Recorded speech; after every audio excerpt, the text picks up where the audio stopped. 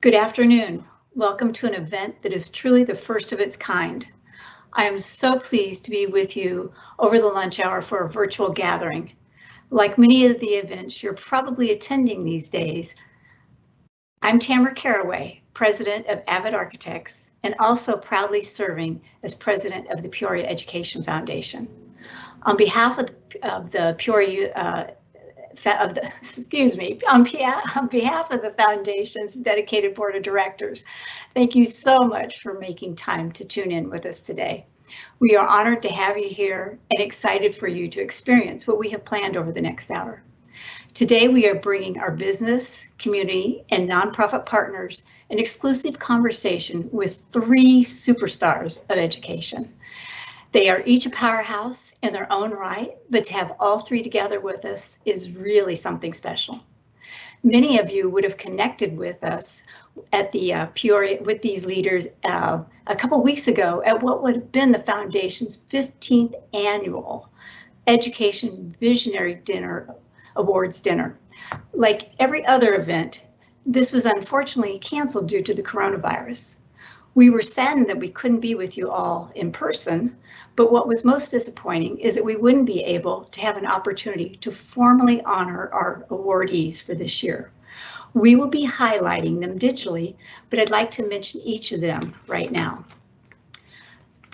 The Community Partner Award was set to go to longtime Artist and Arts Foundation advocate, Andre Licardi. The Business Leader Award would have been presented to a Peoria jeweler and very supportive partner, Z's Fine Jewelers. The Nonprofit Partner Award was so appropriately named for a local nonprofit that helps feed Peoria Unified students, the Heart Pantry. And our Visionary Award, the highest honor we present, was for the Peoria Mayor and Peoria City Council. I know we have the Honorable Mayor Kathy Carlott from Peoria with us today, and I want to thank her for joining us. I'd like to thank all of our awardees for the admirable work they have done and continue to do to support our students and community. We look forward to the day when their awards will be officially presented to each of them. Well, once we knew our event wouldn't be able to take place with us, as it was originally planned, our development team came together and decided we simply can't replicate the energy and excitement from the Visionary Dinner by simply making it a virtual event. But what we can do is still find ways to honor those who have been so committed to supporting the mission of our foundation. You'll learn more about how we plan to recognize our partners in education later in our program. I am so anxious to hear from 3 of Peoria's education leaders today, but I know we have a few more of them who have tuned in to join us today. I want to recognize Peoria Unified's Governing Board President, Mr. David Sandoval, Governing Board Clerk, Mrs. Corey Underhill, and Governing Board Member, Mrs. Monica Ceja Martinez, for also joining us today. We appreciate you all so much. At this time, I'm pleased to present the district's Chief Communications Officer and Liaison to the Peoria Education Foundation, Ms. Danielle Airy. Well, thank you, Tamara, and it is just such an honor to be with all of you today. A big thank you to the Peoria Education Foundation for their ongoing support and for hosting the event that we're all enjoying through the gift of technology today. Before we introduce our special guest, I want to tell you just a little bit more about the platform that we are all using today. It's called Microsoft Teams Live, and it is one of the many online tools that thousands of students across the Peoria Unified School District are using for their learning in today's new all-digital environment. As you've likely noticed, it's similar to a webinar or a WebEx type of an event in that it allows us to present to you and to interact through a chat feature that you'll likely see there on the right-hand side of your screen. Once you submit your comment, it will go to our moderator before it is published. After we hear from today's speakers, we'll have an opportunity to do some brief Q&A so that you can interact with our leaders and hear more specifically from them, get some of those burning questions you may have answered.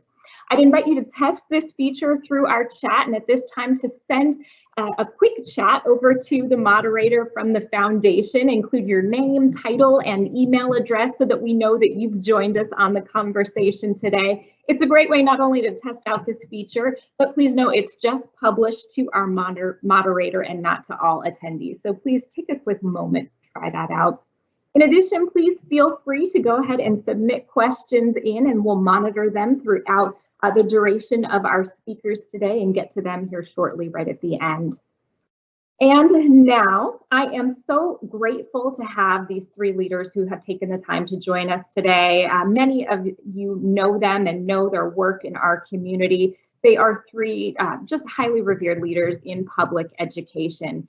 Combined, they have more than 80 years of experience in our public schools. We'll begin with none other than our fearless leader for the Peoria Unified School District. She has served Peoria Unified for 30 years as a teacher, administrator, principal, district level administrator, and now, of course, as our superintendent.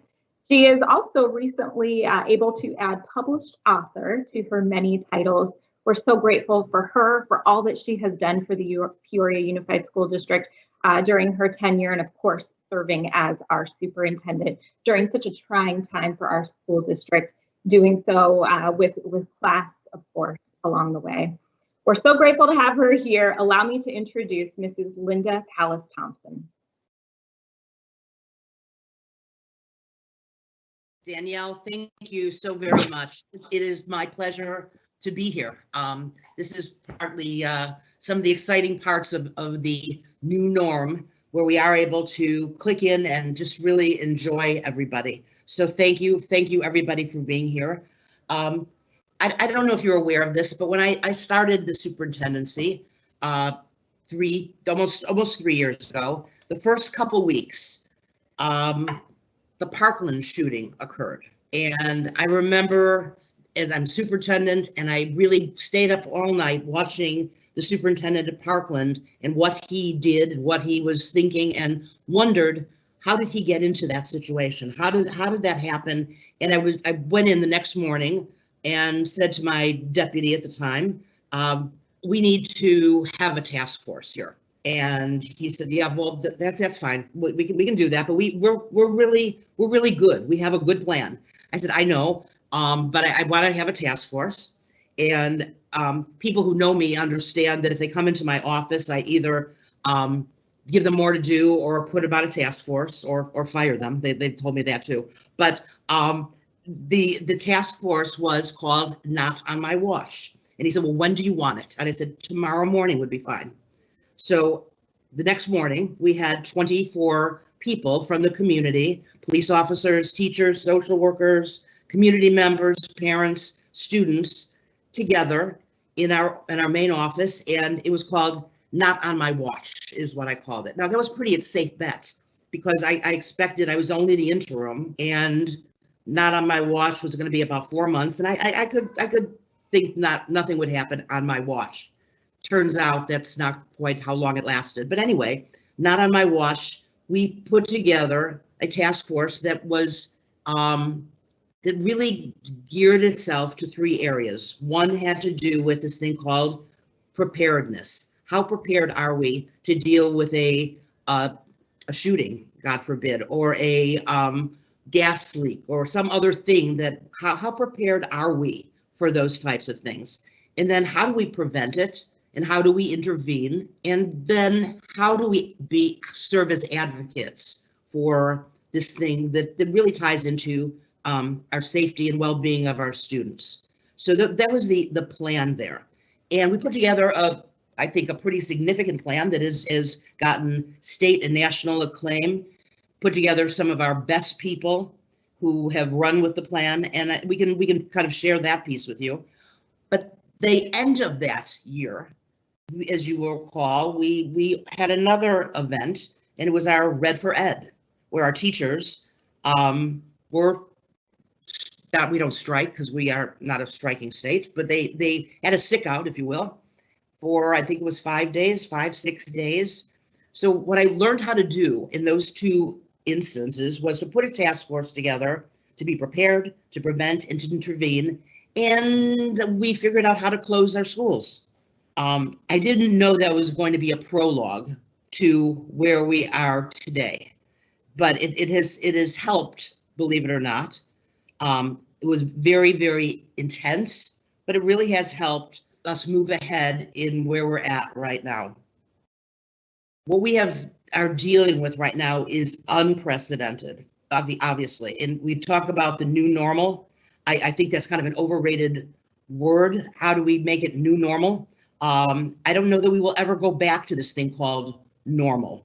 I know that this is a time that we will remember forever, and it is a time that is going to be significant, especially in the lives of our students. So what we are doing right now is, I was unfortunate or fortunate enough to be in the hospital for a day and a half in January, and it was nothing. It was nothing, but the building, the hospitals were packed because we had a lot of people getting what we thought was the flu, or we thought was something like pneumonia, and they didn't know where to send me to even go to the hospital. But as I sat there and as I got out, I started to read about the coronavirus, read about the things that were there, and I put together the second task force. Now, understand, in January, this was really something that people were discussing, but not so much.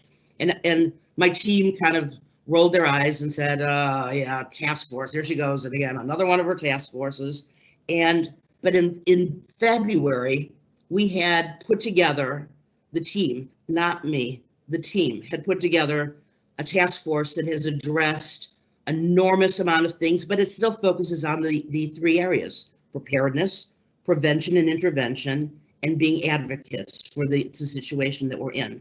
I can share with you that due to this team, we were able to be ahead of the curve when it came to a whole lot of situations. We had also the luxury of a spring break when we closed the school on Friday the 13th, and we had a spring break to work and to plan, but our teams were able, before the 2 weeks before that, to really take a look at what are things we're going to have to do if our schools are closed, and if they're closed for an indefinite period of time. And Jason will be sharing with you the types of things and giving you his COVID update, if you will, on what has happened. But I can assure you that the number one thing that we looked at had to do with the safety and well-being of our students, our staff, our parents, our community. That was really it, and all the rest is really commentary. So when we look at the safety and well-being of staff, what we were looking at were things like, well, how do we feed our children if we close? How do we get them the technology that they need? What do we do with respect to our staff and making sure that our buildings are clean? How do we move ahead and make communication with our parents? We can't stop business as usual. How do we pay our people? How do we deal with HR functions that people are getting sick, or they need help, or they need to be hired? So we were looking at all of the variety of things, and I can't begin to tell you the amount of work that our staff did with the help of our community to make sure that we were on top of things. And they worked all the way through spring break, did an amazing, amazing job, and I couldn't be more proud. Danielle had asked me to take a look and say, what did you say? What have I been tested as a leader? As a leader, how does this thing tested what we're about? I would say that the greatest danger in times of turbulence is to act as if the turbulence was out there and use yesterday's logic. This is being unprecedented. There was really no logic to go along with it. You just had to sit with your mantra of every student, every day, prepared to shape tomorrow, look at our strategic plan. How do we educate our kids? How do we keep them safe? How do we make ourselves good stewards, especially in the safety arena? And then how do we communicate what we're doing? We knew that we wanted to, again, our vision, every student, every day prepared to shape tomorrow. We might not be able to prepare the future for our children, but we still can prepare our children for the future. So the future right now of where we're going and what we're doing is kind of unknown. And that's kind of an anxiety producing, scary thing that leaders have to work with. But what we do know is that our children, we meet with them regularly, our student council presidents, and they tell us the first couple of weeks they were just, you would see that they were like deers in headlights. They were missing certain things, but they have come to terms in their own way with a lot of things that say, we really value our family. We value school. We want things to turn around. We want to be significant. We want to be part of this. And so in that, you had the sense that, you know what, we are absolutely going to be okay. Few things are more important during a change event than communication from leaders who can paint a clear and confident picture, an inspiring vision of the future. There is a tendency when you're a leader to say, "Oh, this is not going to work. We're lost. I don't know what we're doing here." But the thing that is required is to try to inspire and not tell your people what to do. Make them part of the change. Make them part of the decision making. Make our community aware. And no idea is a bad idea. Some are not doable, but they're not bad ideas. And so we are really open to hearing what we need to do next and what we're doing. I can assure you that I have never been more overwhelmed and so positive about the Peoria Unified School District. Our people have come, they are heroes. And I know we talk about heroes and that's a kind of a word that's there. They really came to the call of action. Nothing was too much for them. Our bus drivers have been driving routes that are unbelievable and serving our community. Jason will share with you the amount of lunches, 300-some thousand lunches. I have trouble making Charlie, my granddaughter, lunch on a given day, but they have made enormous lunches. Our buildings are clean. Our grounds are still looking beautiful. Our community has done, and our teachers, my goodness, they have had to develop a whole new paradigm on this thing called instruction. It's not easy. It really hasn't been easy, but it has been so significant. And I believe it's going to make a positive change for the direction that we're going to be heading. It's really something very, very exciting. Change does not change tradition. It strengthens it.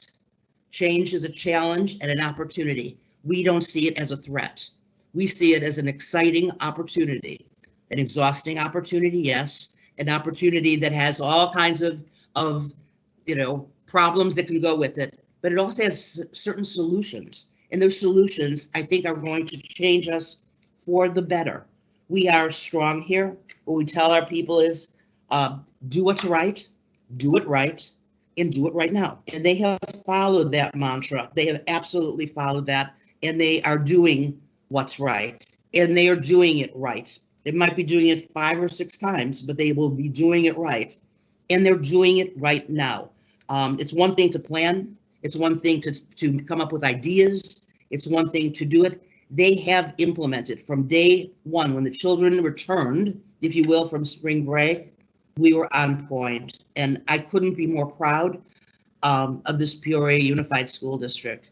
Being a leader, I was there for 9/11. I was there in Copperwood as principal. And I remember that morning going out and talking to my kids, bringing them together, all 800, 900 students. We sat around a flagpole and I said to them, this is scary, but we are going to be fine. I don't know that I believed that when I said it, but I do believe it now. And I know that we have conquered a whole lot of things in this lifetime that I have lived. I didn't go the 80 years, so, I didn't have the 80 years of experience. We divided that up by 30 and 30 and 30 kind of thing. But it's going to be okay. And in fact, it's probably going to be, when it comes back together, something very, very exciting, new, and will meet us in the 21st century. So I'm very excited. Thank you for being here. I appreciate all of you. I appreciate all of the work. My board, thank you again. Mayor, thank you for being here. And certainly our community who's here. We so very much appreciate you. Thank you. Well, thank you, Ms. Palles Thompson. As always, you are just incredible. And of course, always a tough act to follow, but we are bringing you today, of course, our past, present, and future. We do have two other speakers that we know we want to make sure you hear from. Our next is intended to be our future, and we couldn't be more excited about that.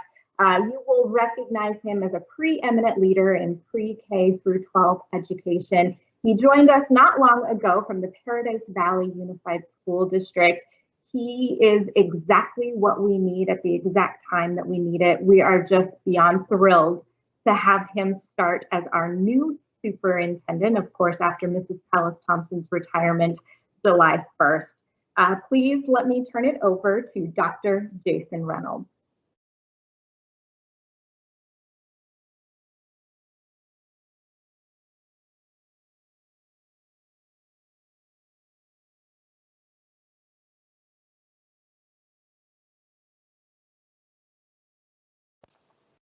You are muted, sir. You're muted. There we go. Can you hear me?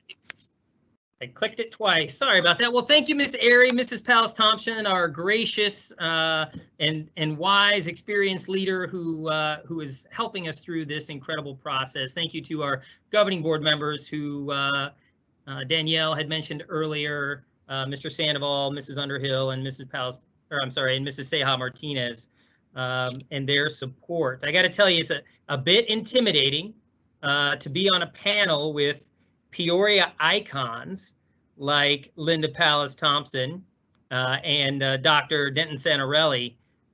These two are, when you can't talk about Peoria without talking about these two incredible leaders, as well as when I look at the executive board on our Peoria Education Foundation. It is a who's who of Peoria. And so I join you today in a very humble manner. I am so excited to be part of this district. This is an amazing place. I couldn't have in my wildest dreams expected to be the future leader of this district, and I'm incredibly blessed.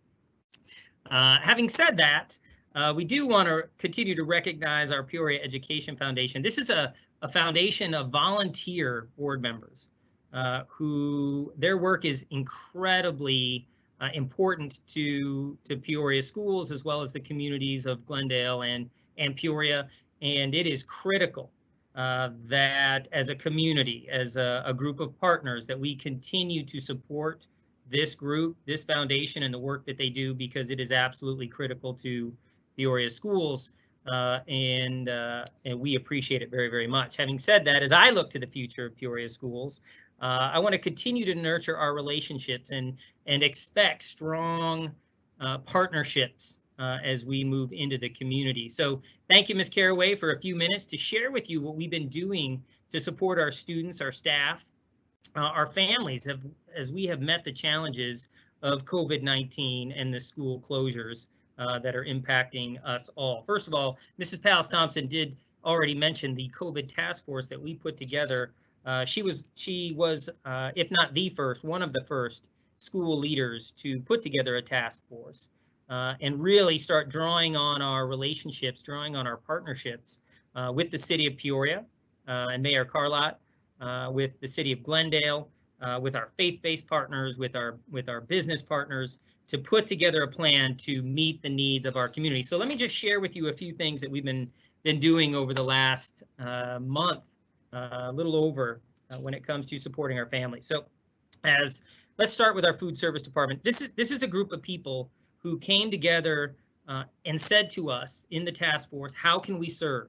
We want to be here for our community. These people came showed up to work every single day and have served well over 300,000 meals to families across Peoria and Glendale, and we couldn't be more proud. They have stood up, they have led, they have created partnerships with our transportation department, where we are serving meals not just in the locations at our schools, but we are also sending out buses with meals on them. We have a bus right outside of our district office to go where the need is, and so they'll go to apartment complexes. They'll deliver meals to families who have no way to get those meals elsewhere. So we are incredibly proud of them, proud of the work that they've done. And as I mentioned earlier, our teams, our task force got together, and one of the things that they wanted to make sure that we did was to have a student support line, as you can see on your screen now. Not just a student support line, but this is a line where families can call in and get all kinds of help, technology help. They can get help on where can we get some of the necessities that we need, toiletries, those kinds of things. We're hungry. Where can we get food on Friday and Saturday when you're not providing those? So this support line has been incredible. It is staffed by our social and emotional learning team, and they are working around the clock to make sure that we are able to meet our families and most importantly, our student needs. Let's head back to our operations department led by Mr. Dogood. They have been, as I said, our partners with our food service. We have disinfected every single bus. We have cleaned our buses. We are going through checking, making sure that all of them are ready for us to come back. We worked with ABM, our business, our partner and custodial services, to disinfect and clean all of our schools to make sure that they're safe for our staff and our students when we return. And of course, we would be remiss if we did not mention the work that our nurses are doing at each of our sites to be a resource for our families and be a resource for our staff. So they have done incredible work all the way from making masks for our food service department to, again, making sure that our students got back their medications and the important things that they need for their safety at their home. When we move on to our technology department led by Mr. Gay, we delivered over 6,000 laptops to families across the district. This is enabling them to be able to stay connected with us and engage in their learning. They have supported over 4,000 staff reach outs when it comes to technology support and how do we transition from this face-to-face model that we're all so familiar with to this online model. They've done incredible work. They are providing a technology hotline, a support line for our staff and our families, and we couldn't be more proud of the work that they are doing.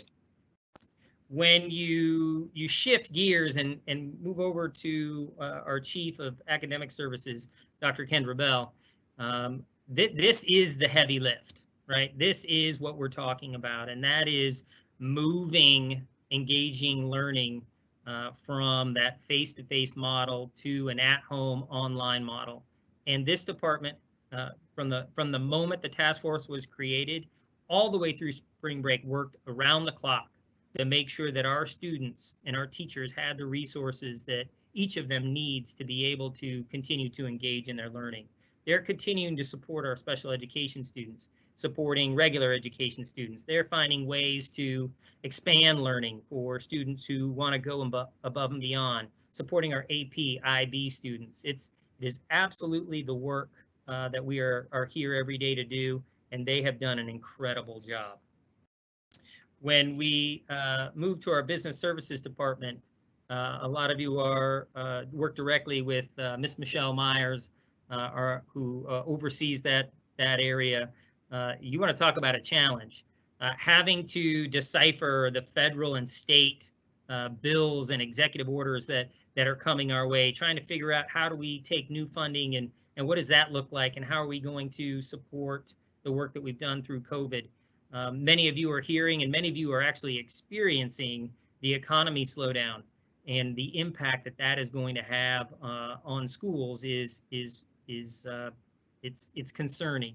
And so as we move into the summer and we continue to work with our legislator and our elected officials, it's really important that as partners of pre-K-12 education and beyond, that you have a voice and that you continue to advocate on behalf of schools across the state, but more specifically Peoria schools, in ensuring that we continue to get that funding to be able to work as a community. Our benefits department, our human resources department, we're continuing to hire, we're continuing to provide services for our staff members, and they are extraordinary. That's Dr. Carter Davidson, who's unable to be with us today, but they're doing really wonderful work as well. And lastly, as Ms. Palles Thompson mentioned, she has created the Not on My Watch 3, which she is calling the final frontier as we head into the last few months of her leadership, formal leadership. She will continue to have a very active role in helping guide this district as we move forward, along with our next speaker, who many of you might remember. He's been retired, and hopefully he's listening. He's much older now, but Dr. Denton Santarelli will again provide a lot of support there. That task force that has been created, that we continue to look to the future for, their challenge is incredible. So many of you in your businesses, in your not-for-profits, you've got very clear missions. You've got a very clear vision. The goals are set, and you know exactly what you have to do to be able to accomplish those. This task force is going into this planning process not knowing what the end result looks like. They are going forward not knowing what August looks like. How are we going to open schools when it comes to the fall in the new school year? And so we are planning for every contingency. They are working every single day to make sure that we've got all of the bases covered, and we are excited to continue to see the work, and any help that our partners can be, we really appreciate it. Again, I want to thank the Peoria Education Foundation, the Peoria Unified School District Governing Board, Mrs. Palles Thompson, all the leadership of this district. I am, again, so blessed to be part of this incredible team. Miss Airy and the communication department, who has helped put this event together. They're all extraordinary people, and they are working hard to make sure that the children of the Peoria and Glendale communities are taken care of. They're going to continue to learn. They have what they need. And it all began, I'm not kicking it over to Denton Santarelli, but it all began, many of which began under the leadership of Dr. Santarelli, and he's one of the reasons why I ended up in Peoria. When we sat down to talk about this opportunity, it didn't take long for him to convince me that this is an amazing place, and that I have something to give to this community, but more importantly, the acceptance, the partnerships, the way that this community has embraced me and accepted me. I can't thank them enough. So with that, I'm going to turn it over to Miss Airy, our Chief of Communications, the very best in the pre-K-12 business, maybe in business all across the board, but she cannot be lured away from our district. Well, thank you for that, Dr. Reynolds, and thank you for those comments and sharing more about what you're doing.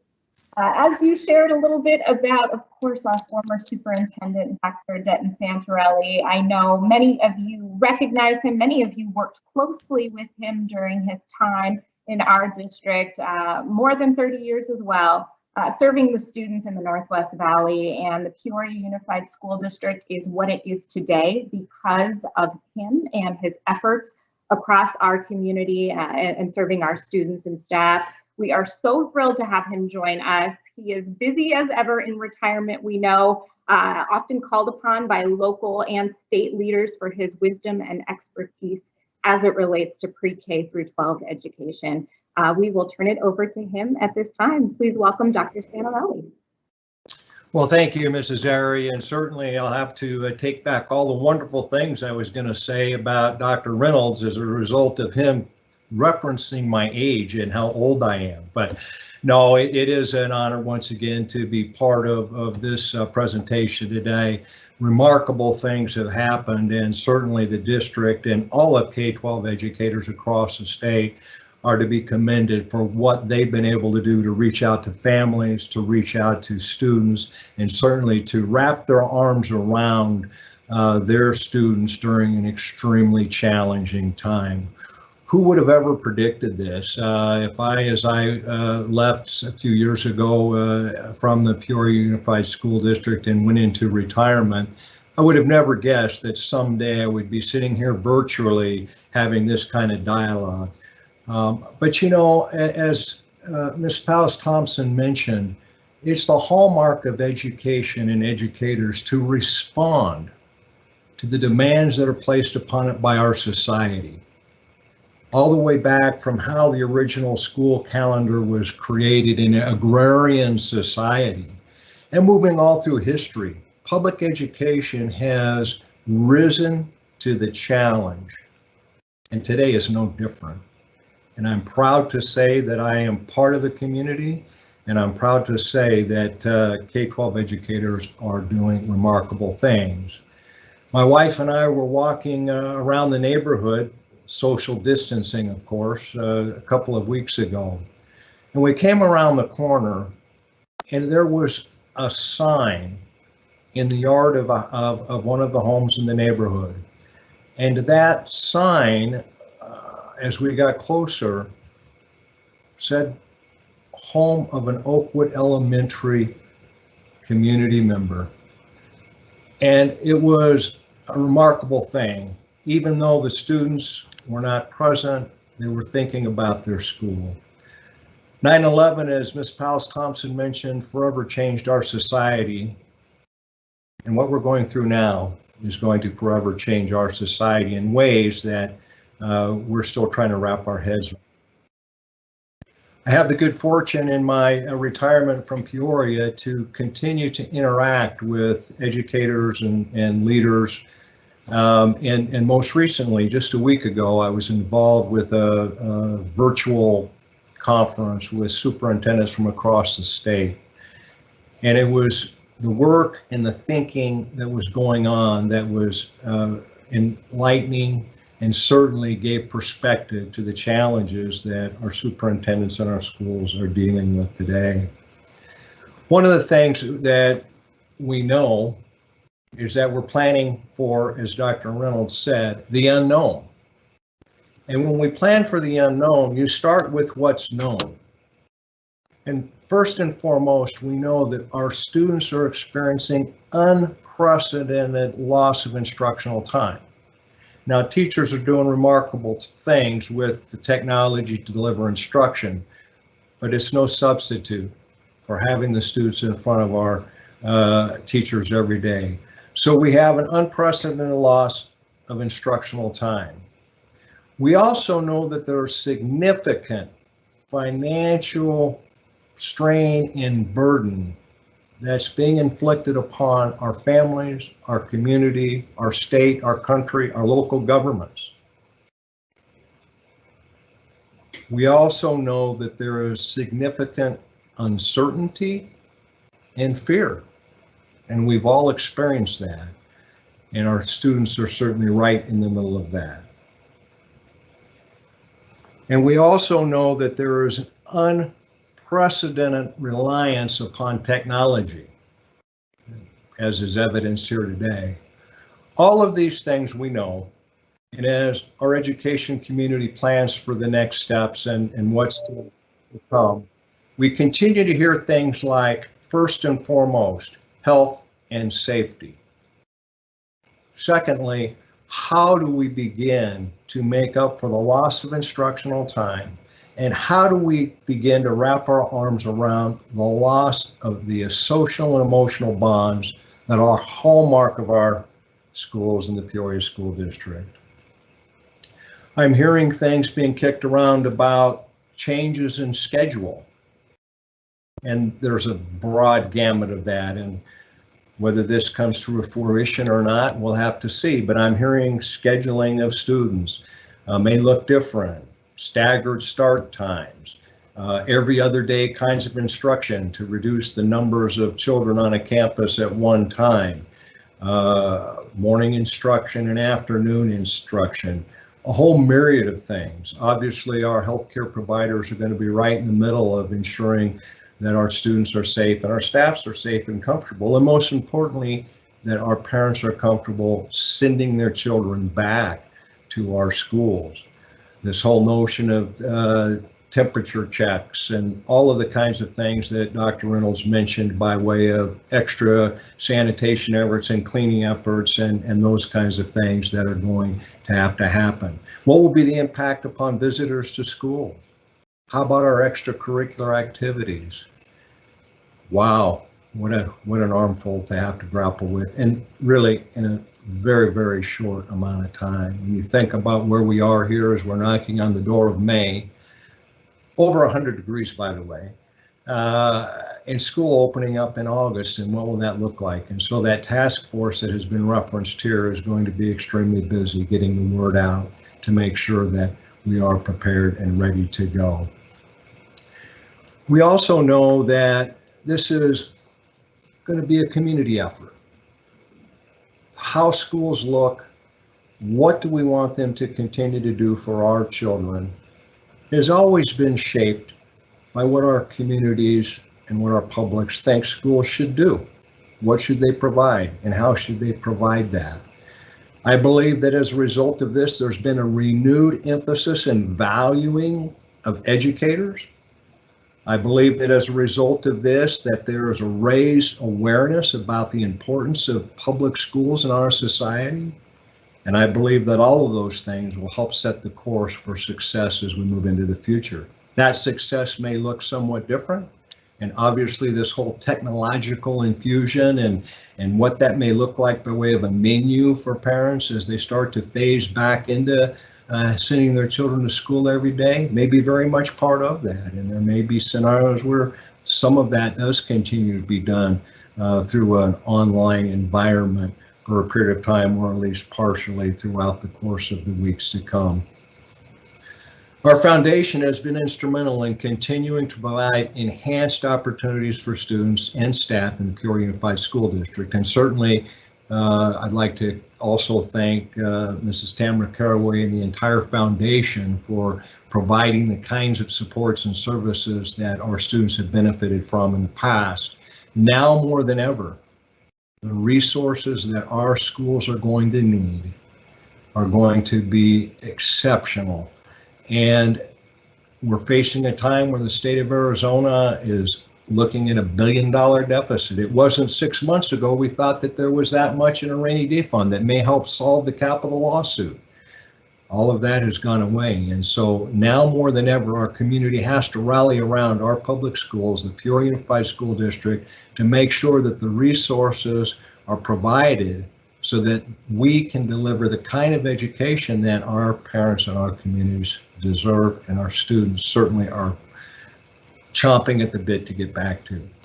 Now, those resources come through a number of venues, and certainly the foundation is a great way.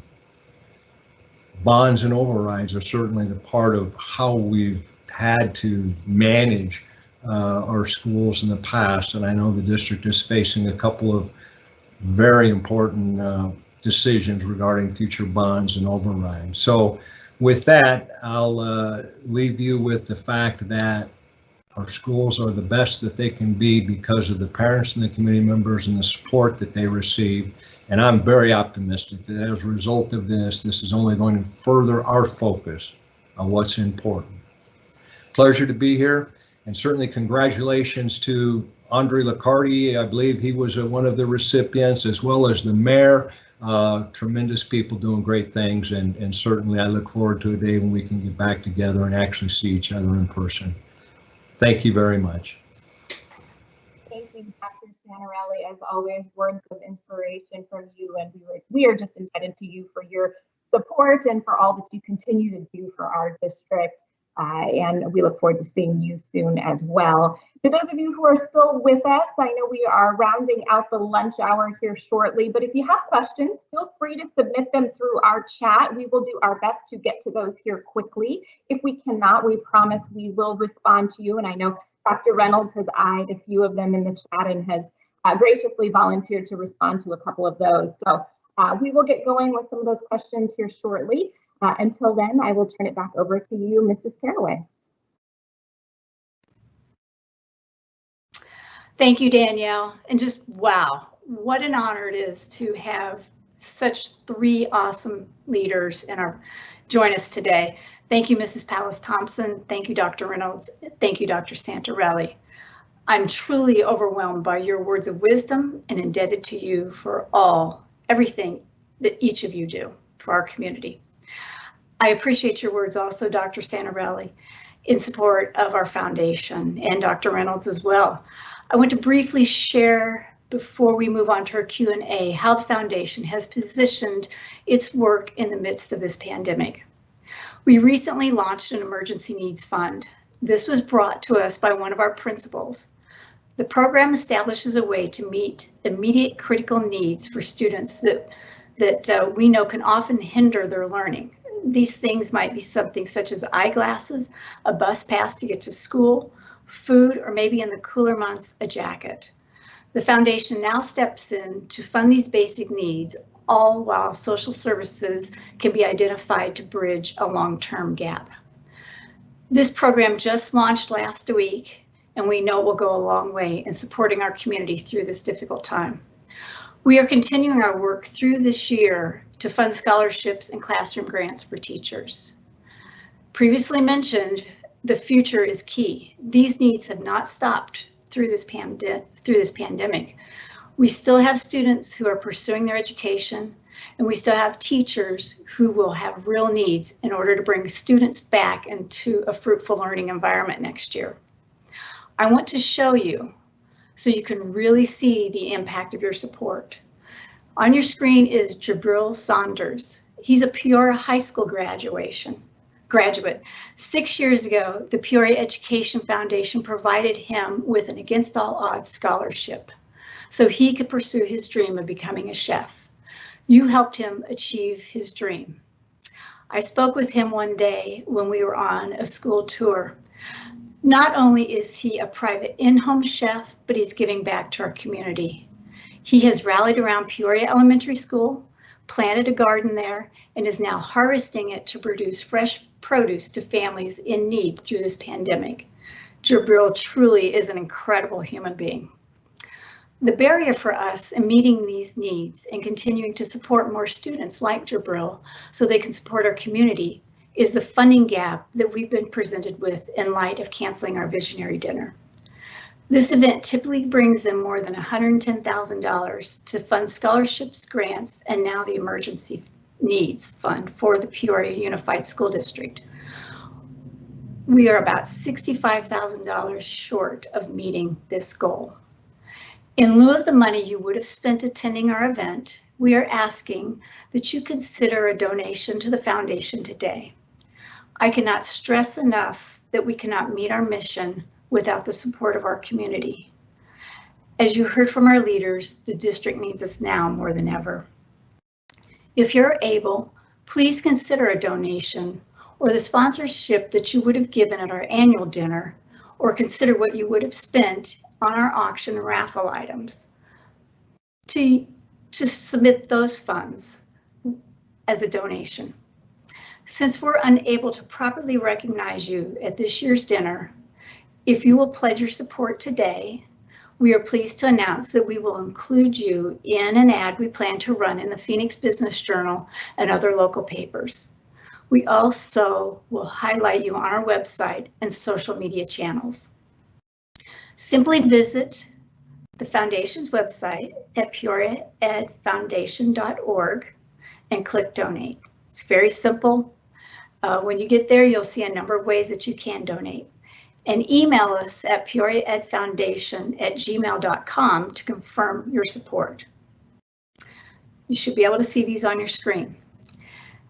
Your support will mean so much to the students and teachers who are giving their all in our community right now. And I know it would mean the world to Mrs. Palles Thompson, Dr. Reynolds, and Dr. Santarelli. Now, Danielle, I'll send it back over to you. Thank you so much for that, Tamara. Appreciate you highlighting a little bit more about the foundation's work. As you can see, it is a tremendous lift, but this dedicated team of volunteers really do remarkable things as good stewards of the resources from our community, and we just greatly appreciate them. We do have time for just a couple of questions, and so to our panel of experts and icons, if you are up for it, we will ask you maybe here 1 or 2 questions before we hit that 1 p.m. hour. A couple of them have been published to our chat already, but I do want to encourage those of you who have joined us, if you have a question, don't be shy about entering it into our chat. The first one that we are seeing, of course, much of it is uncertain, but we do have a couple of questions regarding the reopening of the next school year. So the 2020-2021 school year, and really asking about elements of virtual operations and if we see those continuing. Is this maybe the new model in education? And so we'll send it over to you, Dr. Reynolds, if you want to take a stab at addressing that question for us. Well, thank you again, Miss Airy, Miss Caraway. Yeah, you know, online learning, virtual learning has been an important part, a vital part of our learning portfolio for many years. And so we work with students, we work with families on a regular basis in supporting them in an online learning format. So we're very comfortable with that format. Mostly at the middle high school levels, where the challenge that we face is in those early years. What does that look like? And so it is forcing us to re-examine how we deliver education. As we move into this new year, as we mentioned, the Not on My Watch 3, one of the things that they are considering, Dr. Santarelli mentioned, is do we come back as business as usual? Do we come back part-time? Do we come back in an environment where we have rolling closures throughout the city, throughout the state for schools, and we need to be prepared. So virtual learning, online learning, not only has been an aspect of what we've done in the past, what we do right now, but it will remain an important part of the work that we do to get learning, to engage students in learning of all age levels. Reynolds, a couple others that have pushed through as well. Dr. Santarelli, I'm wondering if you can maybe weigh in on this. We haven't quite published this one to our chat yet, but a lot of people just asking more globally about what you think this means for the future of bonds and overrides and just kind of that local community support that so many school districts are so dependent on for their funding. Could you maybe talk a little bit from kind of that big picture perspective of what this pandemic might mean for school districts across the state? Yes, Danielle, from my conversations and certainly just from my experience, as I mentioned earlier, I do believe that there's a renewed support for public schools based upon this horrible pandemic that we're experiencing. I'm of the belief that there will be more community support based upon what's happened. And also, I believe there's an increased awareness as to the needs. When you talk about delivering through an online format, there are certainly those that are more able to do that and those that are not. We talked about all of the outreach that Peoria has done through the meals and through handing out 6,000, 7,000 computers. Boy, that is a great effort, but really when you take a look at the diversity of our state, which is fantastic, there's certainly an increased need to support that digital divide that's happening and was there before. This just increases the awareness. I'm also very much of the belief that this has been extremely difficult on the social and emotional aspect of our young people, let alone us as adults. And that whole notion of you know, the supports in the classroom and outside of the classrooms for students. And we've heard recently about needing more counselors and more interventions for young people. Well, this is certainly ratcheting up that need in ways that we've never experienced before. So I believe that awareness is there. I believe the community is paying attention, and I'm of the belief that there's going to be growing support for bonds and overrides as we move forward.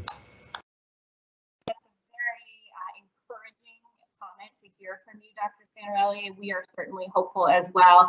Mrs. Palles Thompson, I'm wondering if you can speak specific to our school district. Bonds and overrides seem to be really quite the trend in our chat and some of the questions that are coming in here. That $27 million for the Peoria Unified School District that is a part of our current maintenance and operations override, what kind of impact is that on Peoria Unified School District's budget? What does that $27 million mean to our school district if it's not renewed?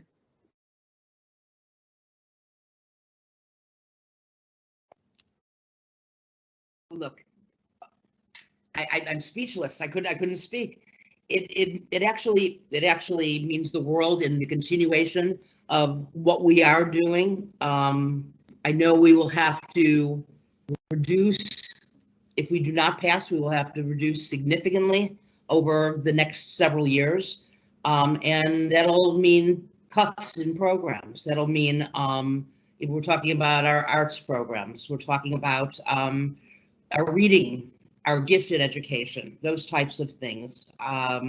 We had put into our override a whole lot on safety and well-being, even with our first task force. We know that there is a need. Our children, they need that support. And as Dr. Santarelli said, that is a real concern, is how our children are coming back. I know that there is anxiety. There is the ability that they will have been isolated, many of them, for 6, 8, 10 weeks without their colleagues, except for, you know, chats and Zooms and all that stuff. How do you reintegrate into a community? How do we get rid of the fear factor? And then there's also the issues of making sure that we have the social emotional needs of our parents who have been facing different things. And so there will be a cut of programs if we don't have this override, and there a cut at times where we should be adding even more. And so it's concerning. It will impact us, and especially with skinny budgets going out in what we're looking at. We will be in trouble. We will figure it out, but we will be in trouble. And so, yeah, this is something that is really, really significant for people to be aware of. Thank you so much to the three of you for joining us. Mrs. Caraway, I'll turn it over to you to wrap us up.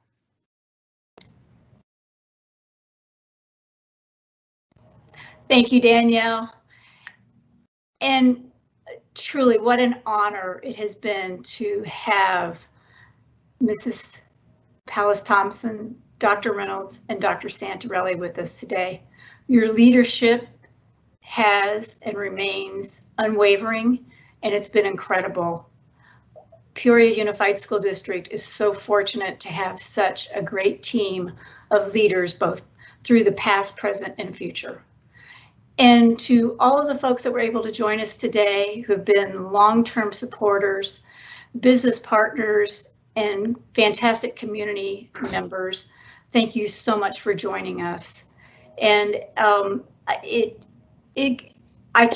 speechless in how much gratitude the Peoria Education Foundation Board is for everything that you all do for us and how you support us. Your donations and support is very gracious and unwavering. As you can see on your screen, just a reminder of ways that you can give. And any questions, I'm very happy, always able to happy to speak with you. So feel free to reach out. And again, thank you so much for joining us. Have a great day.